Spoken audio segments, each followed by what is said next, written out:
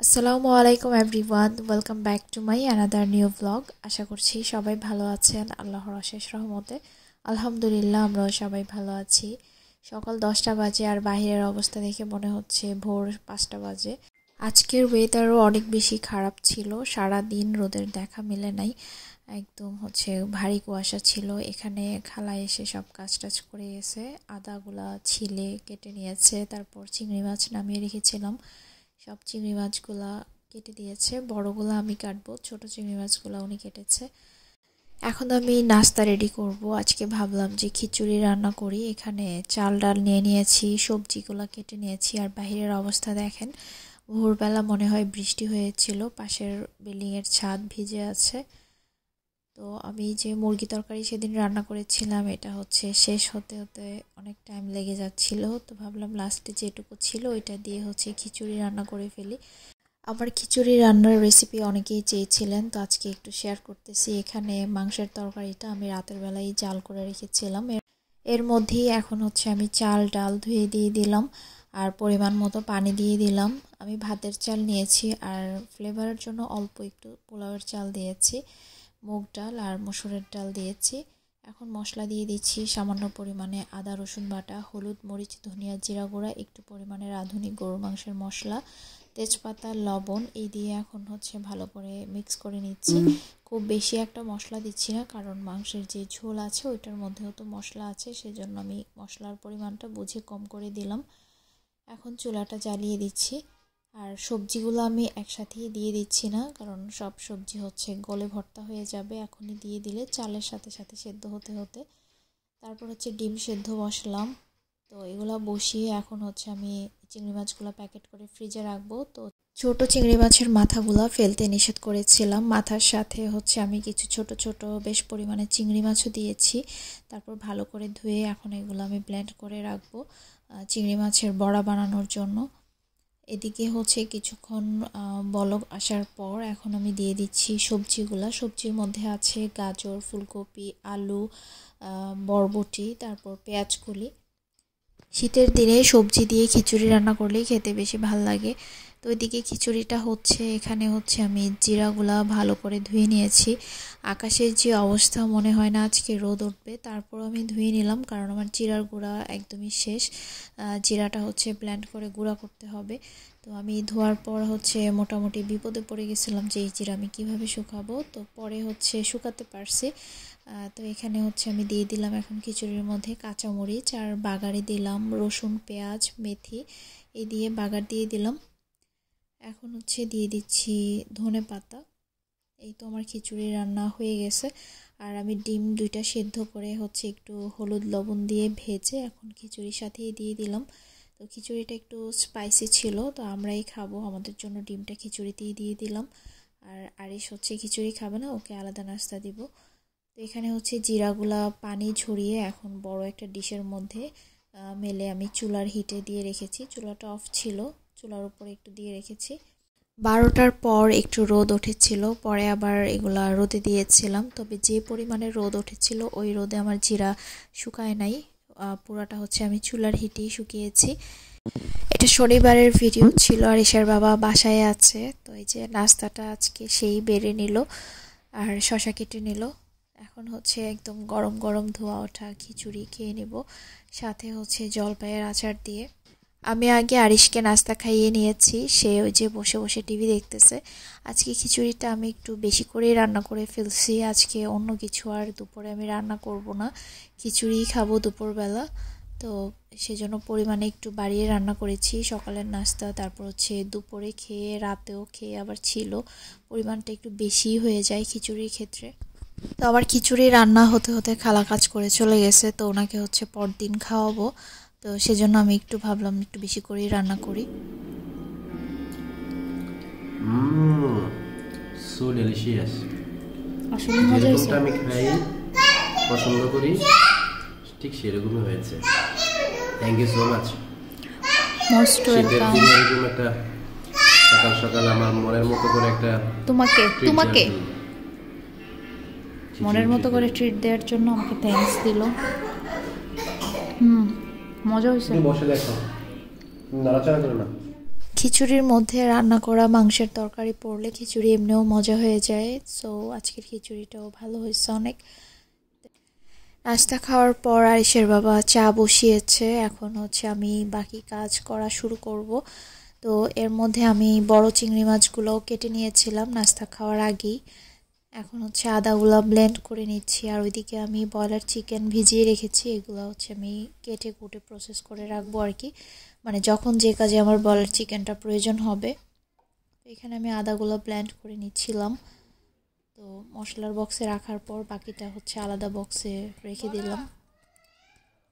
তারপর হচ্ছে চা হয়ে গেছে, এখন সে আমাকে চা দিল, চা খাবো। চা খেয়ে হচ্ছে এই যে এখন এই চিংড়ি মাছের মাথা প্লাস ছোট ছোট কিছু চিংড়ি এগুলা আর হচ্ছে মসুরের ডাল একসাথে আমি ব্লেন্ড করে নিয়েছি, এই যে ব্লেন্ড করে বক্সে রেখে দিলাম। এই পেস্ট দিয়ে আমি চিংড়ি মাছের বড়া বানাবো, তো এটাকে আমি ডিপ ফ্রিজে রেখে দিব। আমার ব্লেন্ড করার কাজ শেষ। রসুন আমি আগেই ব্লেন্ড করে নিয়েছিলাম। তো এখন হচ্ছে ব্রয়লার চিকেনটাকে আমি এখানে 3 রকমভাবে রেখেছি, এই যে ছোট ছোট করে কুচি করে নিয়েছি। এটা দিয়ে হচ্ছে সবজি দিয়ে একটা রোল বানাবো। তারপর হচ্ছে হালিমের জন্য রেখেছি, আর বাকিগুলো হচ্ছে আস্ত এইভাবে রেখেছি, যখন আমার প্রয়োজন হবে আর কি মাংসের ওখান থেকে দিব। আর পাবদা মাছ নামিয়ে রেখেছি, পাবদা মাছটাও আজকে রান্না করে নিব পরদিনের জন্য আর কি। আর এদিকে হচ্ছে চিকেনের মধ্যে সব মশলা দিয়ে মাখিয়ে নিয়েছি। সব মশলা বলতে এখানে হচ্ছে আদা রসুন paste, soy sauce, tomato sauce, লবণ, তারপর একটু জিরা গুঁড়া, গোলমরিচের গুঁড়া, মরিচের গুঁড়া এগুলো দিয়েছি। আর সবজির মধ্যে বরবটি, গাজর, ফুলকপি, পেঁয়াজকলি এগুলো কেটে নিলাম। এখন হচ্ছে আমি রান্না বসাবো। আর এখানে একটা কটবেল পেকেছে, তো এটাকে আরিশের বাবা এখন ভেঙে বের করে দিবে, আমি রান্না শেষ করে ভর্তা করব। এদিকে পাবদা মাছ ভাজি বসাই দিলাম, আর রোলের জন্য চিকেন আর সবজি দিয়ে একটা পুর তৈরি করব, সেটার জন্য এখানে পেঁয়াজের মধ্যে রসুন কুচি দিয়ে দিলাম। রসুনটা সামান্য ভাজা হয়ে গেলে এখন হচ্ছে চিকেনগুলো দিয়ে দিলাম। চিকেনটা হচ্ছে একটু ভাজার পর তারপর সব সবজিগুলো দিয়ে দিব। এখানে আমি এক্সট্রা করে আর কোনো মশলা দিব না, সবজিটা দেওয়ার পর একটু গোলমরিচের গুঁড়া দিব, লবণ দিব, সয়া সস, টমেটো সস দিব। এভাবেই হচ্ছে আমি সবজি রোল বানানোর জন্য মানে পুরটাকে রেডি করি। চিকেনটা মোটামুটি ভাজা হয়ে যাওয়ার পর এখন দিয়ে দিলাম পেঁয়াজ কুচি। পেঁয়াজ কুচিটা মিক্স করে নিয়ে একটু নরম হওয়ার পর এখন সবজিগুলো দিয়ে দিচ্ছি। দিয়ে দিব গোলমরিচের গুঁড়া আর লবণ, আর আদা রসুন পেস্ট আমি চিকেনের মধ্যেই দিয়েছিলাম। এখন ভালো করে মিক্স করে নিয়ে চুলার হিটটাকে মিডিয়াম টু লো হিটে রেখে আমি এটা ঢেকে রাখবো। ওইদিকে আমি পাবদা মাছের তরকারিটা রান্না করে নিব। আর ফ্রিজে আমার গতকালকে রান্না করা তরকারি আছে, আমরা তো রাতে নুডলস খেয়েছিলাম। লাউ দিয়ে যে ডাল রান্না করেছিলাম ওই তরকারি আছে, লাল শাক ভাজি আছে। আজকে তো দুপুরে খিচুড়ি খাবো, তো পরদিনের জন্য হচ্ছে পাবদা মাছ, তারপর আগে রান্না করা লাউ তরকারি এগুলো আমাদের হয়ে যাবে। এখন দিয়ে দিলাম কাঁচামরিচ কুচি আর অল্প ধনেপাতা। এই সবজিটাতে আমি খুব বেশি পরিমাণে ধনেপাতা দিই না, অনেক বেশি ধনেপাতার ফ্লেভার যেন না আসে, জাস্ট অল্প করে একটু ধনেপাতা দিয়ে দিলাম। তারপর হচ্ছে আমি রান্নার পাশাপাশি এখন কটবেলের ভর্তাটা বানিয়ে নিচ্ছি। একটা কটবেল থেকে মাশাআল্লাহ ভালো পরিমাণই হয়েছে। তো এখানে সরিষার তেল, তারপর চিনি, লবণ, কাঁচামরিচ কুচি, ধনেপাতা কুচি, একটু লাল মরিচের গুঁড়া দিয়ে ভর্তাটা তৈরি করে নিচ্ছি। আমার রান্না শেষ হলে তারপর আমরা হচ্ছে এখন বসে ভর্তাটা খাবো। আর বাহিরে এর মধ্যেই হচ্ছে রোদ উঠে গেছে, ওইদিকে আরিশের বাবাও হচ্ছে হালকা পাতলা একটু কাজ করতেছে। সব ইনগ্রেডিয়েন্টস একসাথে দিয়ে ভালো করে আমি এখন ভর্তাটাকে মাখিয়ে নিচ্ছি চামচ দিয়ে। এই তো আমার ভর্তা বানানো হয়ে গেছে, আমার রান্না বান্নার কাজও শেষ। এখন হচ্ছে গোসলের আগে বসে বসে আমরা এখন একটু ভর্তা খেয়ে নিচ্ছি, তারপর যাব গোসল করতে। আর এখানে আরিশ বলতেছে তোমরা খেয়ে নিচ্ছ, আমাকে দিবা না, আমাকে দিবা না, এরকম করতেছে। এটা তো ঝাল, সে খেতে পারবে না। তো আমরা একটু গান শুনতেছিলাম আর হচ্ছে ভর্তা খাচ্ছিলাম। আমাদের বাসায় কারা আসবে আমার প্রিভিয়াস ব্লগে আপনারা অনেকেই কমেন্টসের মাধ্যমে জানিয়েছেন। অনেকের গেস সঠিক হয়েছে, আবার অনেকের গেস হচ্ছে ভুল হয়েছে। তো আমি এখন বলবো না, নেক্সট ব্লগে ইনশাল্লাহ বলবো। তো গোসল করে এখন চলে আসলাম ছাদে। আজকে কাপড়ও ওয়াশ করা হয়েছে। আর এই তো একটু রোদ উঠছে, যে রোদে কোনো তেমন একটা হিট ছিল না। তো আরিশের বাবা হচ্ছে যে জিরাগুলা রোদে এনে দিল। ও দিয়েছিল রেলিংয়ের উপরে, পরে আমি মাঝখানে এসে দেখলাম যে জিরা রেলিংয়ের উপরে দেয়া, মানে একটু পাখি এসে বসলেই যদি পড়ে যায় তো একদম সর্বনাশ হয়ে যাবে। তারপর আমি নিচে নামিয়ে রেখেছি। এখন একটু আরেক পাশে দিচ্ছি, ওই পাশে একটু হালকা রোদ ছিল। তো যে পরিমাণে আসলে রোদ উঠেছে আমার জিরা শুকায় নাই, পরে আমি ফ্যানের নিচে দিয়ে রেখেছিলাম আর তারপর সন্ধ্যায় চুলার হিটে আমি এটা শুকিয়ে তারপর ভেজে নিয়েছিলাম। একটু নাড়াচাড়া করে দিচ্ছি। জিরা আসলে না ধুয়ে ব্লেন্ড করা যায় না, ধুলে অনেক বেশি ময়লা বালি বের হয়, প্রচুর বালি থাকে। গতকালকে আম গাছে আমি মুকুল দেখেছিলাম একদমই ছোট্ট, মাশাআল্লাহ আজকে এসে দেখলাম যে অনেকখানি মুকুল বড় হয়ে গেছে।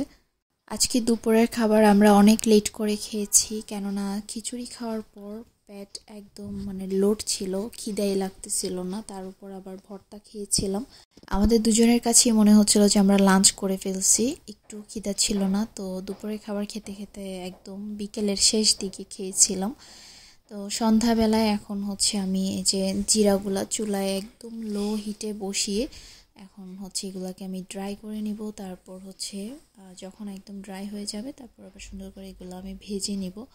জিরাগুলা চুলায় বসিয়ে এখানে আমি আটা নিয়েছি, আটার সাথে দিয়েছি লবণ, তারপর পানি দিয়ে পাতলাভাবে একটা ব্যাটার তৈরি করে নিয়েছি। আর সেই ব্যাটার থেকে এখন প্যানের মধ্যে এরকম ছোট ছোট পাতলা পাতলা রুটি বানিয়ে নিচ্ছি। এটা আমি রোলের জন্য বানাচ্ছি। তো প্রথমে অল্প কয়টা বানিয়ে এখন আমি কিছু রোল আগে বানিয়ে নিচ্ছি। সন্ধ্যায় এখন আমরা নাস্তা খাবো, খেয়ে তারপর বাকি রোলগুলো বানাবো। চিকেন ভেজিটেবল রোলের যে উপরে যে রুটিটা সেটা এইভাবে করে বানালে রোলটা খেতে বেশি ভালো লাগে। তো এই তো আমি পুর দিয়ে এখন ফোল্ড করে দিচ্ছি। আর আটার জন্য আমি এখানে একটু আটা পানি দিয়ে গুলিয়ে নিয়েছি।